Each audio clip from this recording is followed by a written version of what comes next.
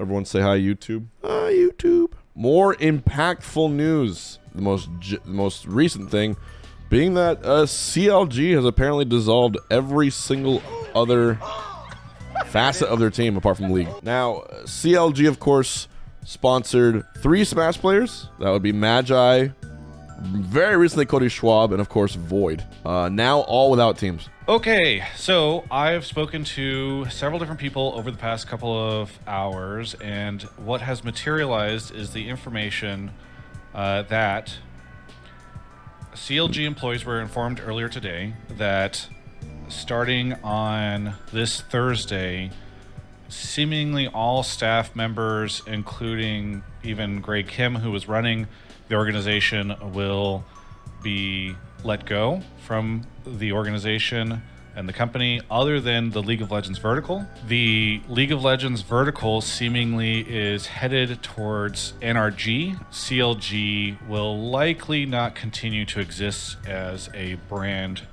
or an org because MSG, Madison Square Garden, who owns CLG, will or has seemingly sold off the League of Legends vertical, or perhaps the organization. Again, the exact details of the business situation are not completely clear to the staff members who were informed of this, but this seems to be what I have pieced together over the course of talking to different people. All right.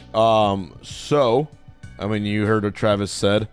Madison Square Garden does own CLG, and because the League of Legends vertical got sold, you might not realize League of Legends is what the majority of big spenders and investors, that's the reason they put a lot of money into esports, is because of League of Legends. I would not be signed to Liquid, or would there even be a Liquid without League of Legends, I'm pretty sure, at least to the degree that it is right now. It's an incredibly important esport to the facet of things, because the economy of it is supposed to be what relays the idea of how can we make esports, appeal to the big markets, right? How do we make video games and sports, how to make video games become the spectacle that major league sports do, right? So when you don't have that, it really, marks a lot of the end for another team. But man, my heart just goes out to the Smash on the team. Like, Cody just got signed. So I was made aware of this earlier today. And right now I'm trying to, help connections, help Cody find another team. It's just crappy, dude. Like, can I be honest? Why would you sign on new players like that when you know you're not going to be around, Cody and Magi, they either had, most likely, from what I know, either a 1, 2, or maybe 3-year contract. Why would you do those if you knew it was not going to be a thing? And to answer that question myself, what probably happened was the super higher ups probably dropped this on everyone, right? Appreciate reaching out. Can't say specifically what's happening yet, but I might need a few days mental break. I'll be fine ultimately. Urge to go back to school is strong. I've close to had enough. Been a rough year and a half. Yeah, I can only imagine. Imagine being Cody, with like the literal hardest worker in Melee, grinding, doing his best to get back to rank 1, in Melee, or to reach rank 1 in Melee. Gets on Panda, does it through. Panda completely dissolves at the horn of Dr. Allen. Keeps on grinding. Wins coin boxes unsponsored. Gets into grands of multiple tournaments. Finally gets on CLG. Finally wins his first major of 2023 under a new banner. And then this news happens the day after. It's just wild. You can't point the finger at one specific person. It's just legitimately, sometimes the economy does that, right?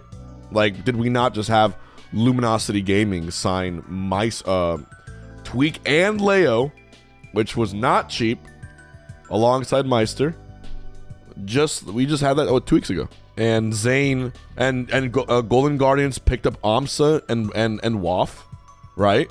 Just as soon as we get people's signs, we get people dropping too. Every circumstance is different. And then Zane almost certainly has another team. I've reached out to both CLG and MSG, and was not able to get a statement at the time of this, and have not been able to reach out to NRG at this time, though I plan to as the story develops. But that is what's going on. Obviously, there's a lot that people are going to react to. You know, they're going to talk about esports, they're going to talk about CLG and the legacy. I think the most important thing to consider during all of that is that a lot of people just lost their jobs. They lost it on very short notice. And that those people now, what is perhaps interesting for us to talk about or interesting for us to be sad about as fans, the thing that is most relevant is just the amount of people that are out of work now.